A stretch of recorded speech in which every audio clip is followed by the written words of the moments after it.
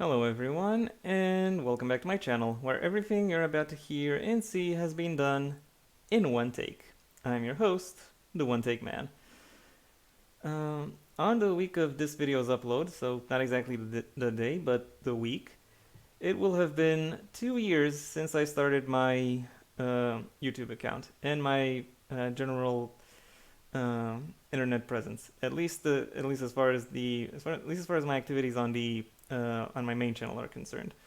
So I thought I would celebrate the opportunity by filming a couple of videos. I already did the one for my main channel, and now it's time for this one. As I've said, I've been on YouTube for a while now, 2 years, which admittedly isn't a lot compared to other people, but it is still significant to me. So I thought I would celebrate the opportunity and the fact that I have almost 100 videos by looking into all of the video ideas that I have not been able to use so far. So these are ideas that I've generated that I might have even partially scripted, but that I realized didn't exactly work. So for these reasons and perhaps others, I've decided to drop them. Regardless, I can still use them for content, and I will use them for content right within this video, where I tell you a little something about them, and about the mindset I was in when I tried to construct them. So yeah, that's basically the intro. With that out of the way, let's get to it. And yes, I do have everything saved on my phone. Unused idea number 1. How I would build the best wrestling roster. This was around the time that I started making my first pro wrestling videos. I think I'll put a link to that in the in the iCard right there. And already did at that time I already did videos on what I like about pro wrestling, how I would book a company, and I thought, well, why don't I also build a roster? Why don't I just talk about who I would want on my company if I could have absolutely anyone from absolutely any time? Well, admittedly, I could have probably also done this video by just looking at whoever is eligible at the moment, but I am not well connected enough with the industry to say who is eligible at the moment. So for that reason, I wanted to go a little bit more. I want to go a little bit more broadly, and also I wanted to go a little bit more. I didn't want to make this too simple because I could have just listed like something like 30 names. But if I just give you 30 names with no context, well, that doesn't really mean much unless you already know who these people are and what made them and what makes them significant. So that's why my idea for this video was more about talking about various types of wrestlers, various wrestling styles, and what kind of ecosystem I would have wanted to create within my company. What kind of competitive ecosystem would be put in place? What are the aspects that I personally would emphasize? So yeah, some real. So it's kind of similar. Would be kind of similar to video game balancing if you really stop to think about it. The thing about that is, I eventually realized I was in way over my head, and there was no way I could have done this within the spare time that a week would have allowed me. So I decided to just abandon the idea. I don't know. I'm still doing pro wrestling videos. I think I'm not actually now right in the middle of doing uh, a series of videos on the pro wrestling matches and moments iceberg. So yeah, while I haven't abandoned the topic in general, this specific subsection of the topic is kind of a closed chapter, at least for now. And it's likely to stay closed, but never say never. Okay, next up, fan casting The Witcher. I've uh, I've already talked about the Witcher series on Netflix a while back ago on my channel. After I actually did the season reviews on both season one and season two. I rated them kind of similarly, but I did say season two was somewhat better. And because of all the hype that went into them, I decided I would also read the books. And I made and then I also made reviews for each of these individual books, and also gave an overview of the series as a whole. But I did that on my main channel. If you're interested in checking out, I might put a link to the playlist. And yeah, that obviously gave me some ideas, and I also presented some of these ideas when I talked about how I would uh, about how Netflix's Witcher would look like if I were made showrunner. And this idea of providing alternate casting choices, or just in general casting choices for this particular take or for this particular franchise, is something that is a pretty logical progression from that point forward. Thing is, I abandoned this idea for a pretty trivial reason. Namely, the main reason I did it was pretty trivial. The other was a bit more significant, but I'll get to that soon enough. The idea behind the the video for fan casting was that it would be split into two parts. One which would feature the characters that already showed up, and another where that would feature brand new characters. As I was reading up on the series as a whole, I realized that there are a whole bunch of characters who showed up that I didn't recognize as such, as being the characters themselves. So I realized I kind of like I'm perhaps not perfectly well equipped to really handle this topic. So yeah, that is the main reason why I abandoned this video concept. The second reason I abandoned this video concept is I realized I'm I'm kind of decoupled from the uh, from casting and from the wider sphere of entertainment in general.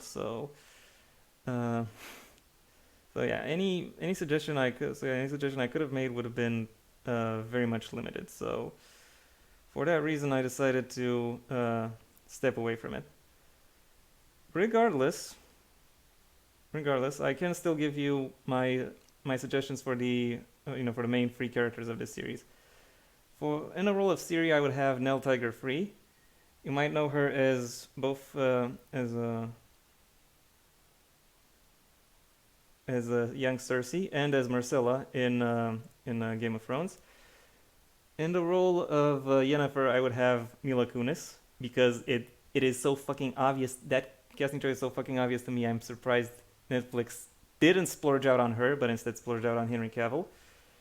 And in the role of Henry Cavill, I would have.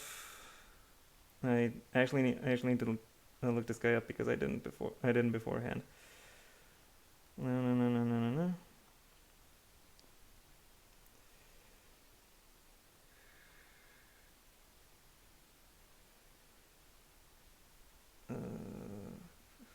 Colin Donnell, the guy who played Tommy Merlin in Arrow. I, I'm pretty sure he would do. I'm pretty sure he would do an interesting job. It's kind of the opposite role of Tommy Merlin, but he played when he played Tommy with a lot of nuance and a lot of feeling, and I think him giving that level of nuance and emotion to a character who is typically seen as unemotional would be more interesting. Anyway, uh, back to the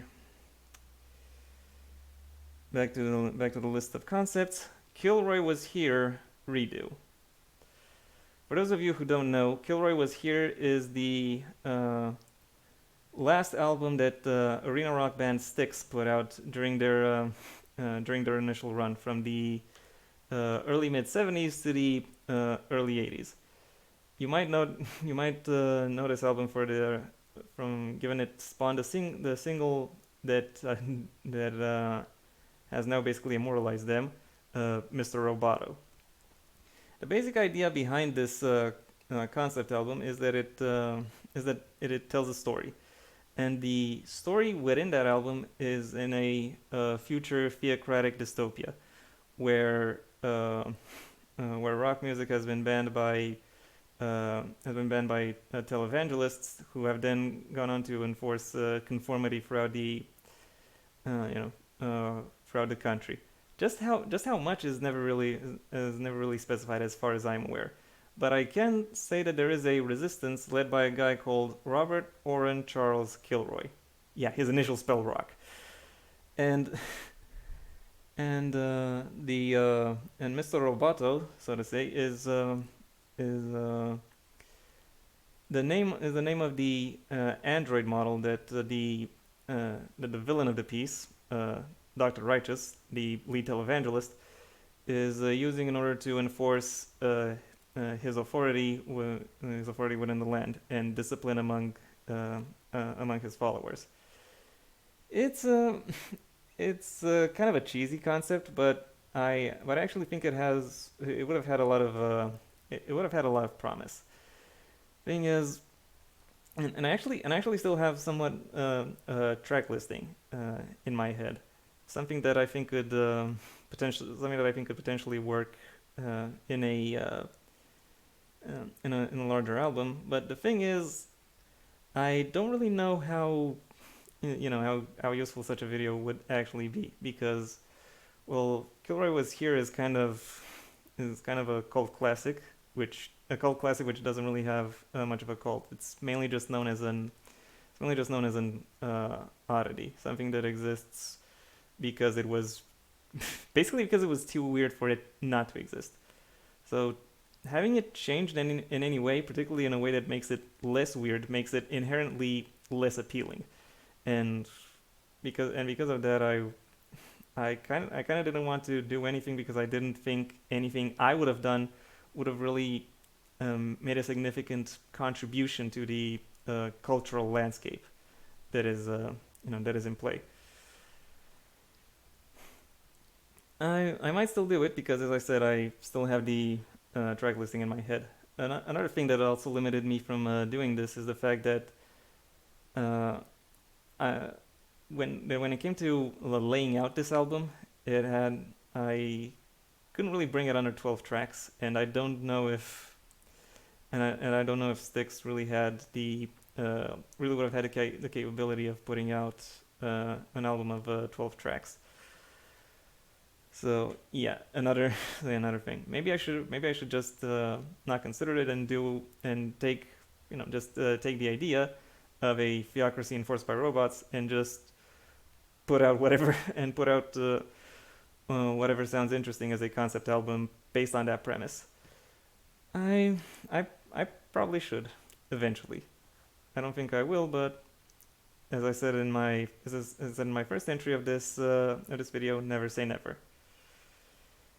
And finally, last but not least, yeah, surprisingly enough, there are only 4 ideas that I really abandoned, or rather 4 ideas that I was still aware enough to actually write down. Anyway, the fourth idea is a commentary on erotica, as in the genre of erotica. The thing about this about this video concept is that it initially came to me when I started looking into one particular erotica franchise, because yes, by now it is a franchise, and I realized that its trappings are basically uh, are basically everything that is wrong with neoliberalism as a as a political position, and I really didn't want to. I really uh,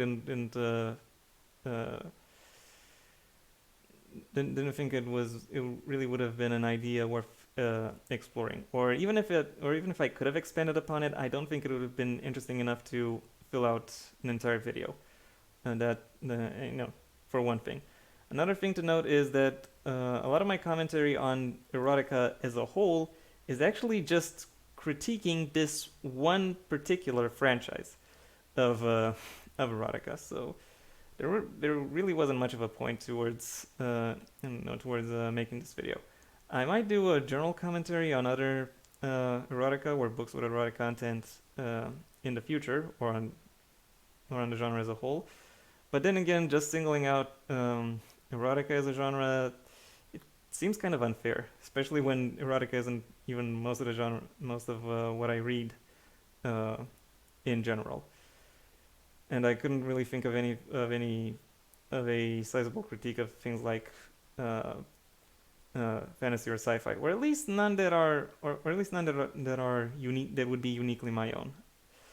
So yeah, for that reason, I decided I would refrain from making that video.